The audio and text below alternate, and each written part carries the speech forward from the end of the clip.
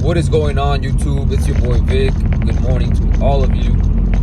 I'm heading to work.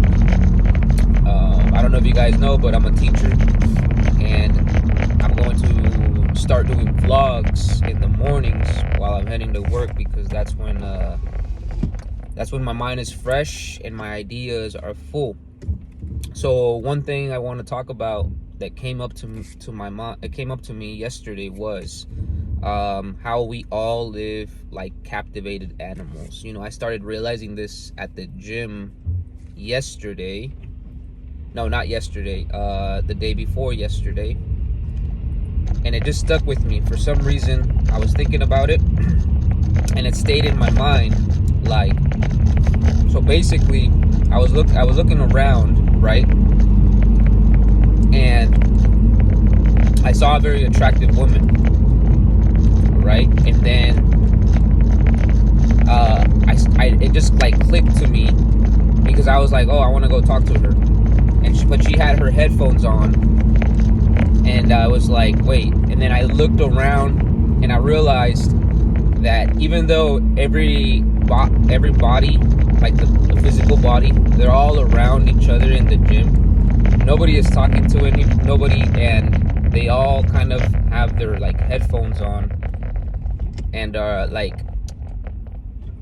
and they're kind of in like their own little worlds. And I started looking at everybody, and everybody was like almost like a robot, like kind of just like in their own little world, doing their thing with headphones on, in their zone, and like nobody was talking to anybody, even though we're all in this closed space called the gym. And this gym that I went to 2 days ago isn't necessarily that big. Gotta get my morning coffee. It's not necessarily that big, so the space isn't that big. So I was walking on the treadmill, and then I realized to myself, I was like, what? Wait a second. Why am I walking on a treadmill when I could be walking outside, getting some fresh air? Why are we encapsulated in this space where there's no fresh air? It's inside. It's almost like a jail. But yeah, nobody is talking to anybody. And I know that people, like, in their minds, like, will probably see somebody and be like, oh, that person's attractive, or I wish I could talk to that girl, or I wish I could talk to that guy, or I hope that guy talks to me. Or even just like, they're probably thinking things about the other person. And yeah, there's some that could be minding their own business, but come on now, if you have that many people in this little space, things have to go on in people's minds. And it's like, why not just be direct about it? Why not just like approach the woman as if nothing?